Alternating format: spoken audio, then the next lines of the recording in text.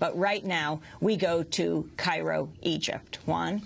Yes, well, tens of thousands have gathered for a victory march through Tahrir Square, Liberation Square, to celebrate the overthrow of longtime Egyptian President Hosni Mubarak.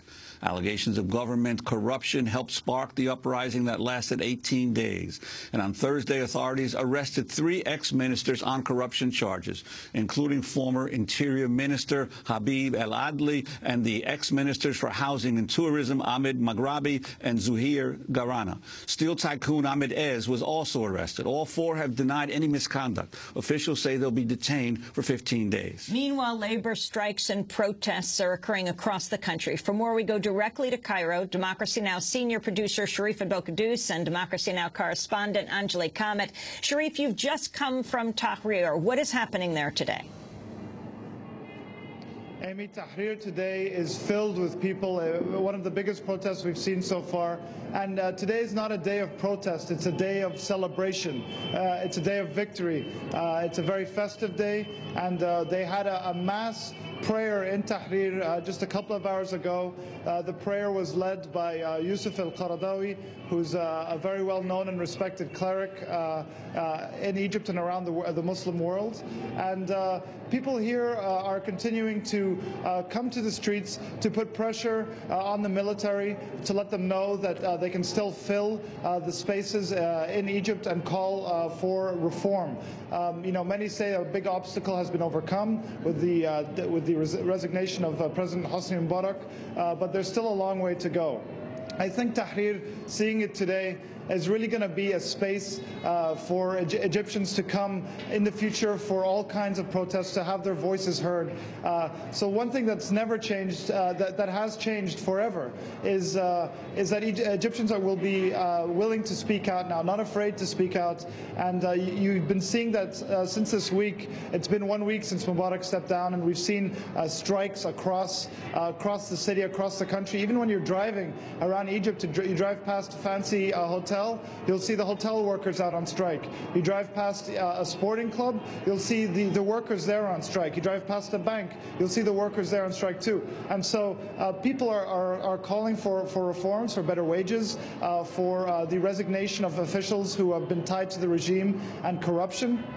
But one of the main demands, Amy, is that there's still hundreds, if not thousands, of people who have been arrested since this revolution began, and they have still not been released.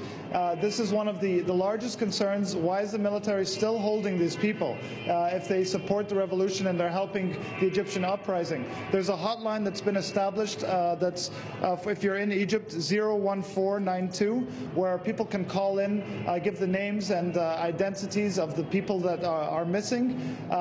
And people at this hotline have, when they're trying to find the names of people and to call the authorities, have been told, no, these aren't the protesters, these are the Baltagaya, the thugs that attacked you, who are being held. Well, the people are skeptical about that, but they say even if that is the case, they deserve a fair trial, they deserve a fair hearing. We want reforms for everybody. So that's what's happening today in Egypt. It's a festive day, but people are aware that the road is long ahead of them. And Sharif, what about the transition from military rule to civilian rule, the efforts to prepare for new elections or rewrite the Constitution? What's happening on that front? Well, this week, Juan, we saw the military appoint a committee to amend the Constitution. There are some concerns both with the composition of this committee and its mandate. But, I mean, it's a mixed review. The committee is led, it's an 8-member committee. It's led by Tahrir al-Bishri, who is a very well-known constitutional scholar. He's also a prominent anti-Mubarak critic, which many people are happy about.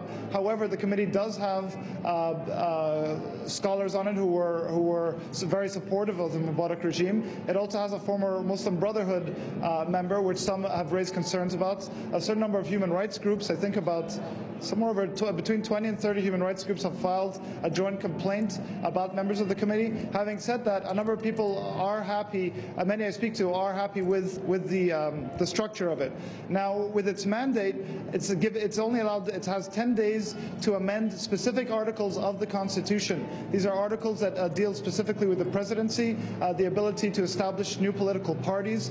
These amendments are very important to change so that Egypt can move on and have these elections that are scheduled for 6 months. However, many want a complete rewriting of the Constitution. They hope that after these amendments there can be some kind of path towards some kind of constitutional assembly with a new parliament that can draft a constitution anew. There's also some issues. Well, I said there's also some issues with the composition of the committee. However, there's also an issue with the timing. You know, many think that 6 months is far too quick to hold both presidential and parliamentary elections. Many of the political parties here are just forming. There's many new ones being formed by the youth. There's new ones being formed by secular groups here. And they think, many people are critical, saying that the only groups that will be organized enough in 6 months to actually run an effective campaign are the National Democratic Party of Hosni Mubarak and the Muslim Brotherhood, which puts us right back to the situation we were before. However, most people are looking forward to having these elections in 6 months and having some kind of representative democracy. Sharif, what's going to happen to Mubarak? He's in Sharm el-Sheikh. What's going to happen to the Mubarak circle? Are people going to be brought up on charges and go to trial?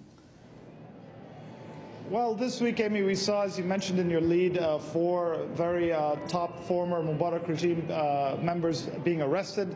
Ahmed Izz, who was a steel tycoon, Habib al-Adli, which is the despised former head of the Ministry of the Interior. We also saw Ahmed Maghrabi, who is the housing minister, as well as Zuhair Garrana, who was and all of them have been charged on charges of money laundering, of corruption, of fraud. Habib al-Adli is also being investigated for the crackdown on the protesters on January 25th and 28th, which led to hundreds of deaths. He's also being investigated for possibly orchestrating a church bombing in December in order to foment division within Egyptian society. These people, I think, are going to be brought up on charges and they will be tried.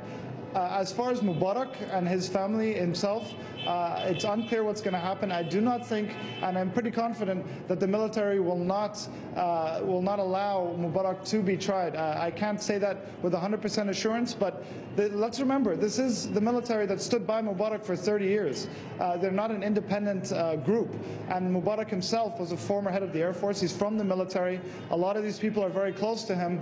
I doubt that he will be brought up on charges, despite calls by many in Tahrir that he be tried.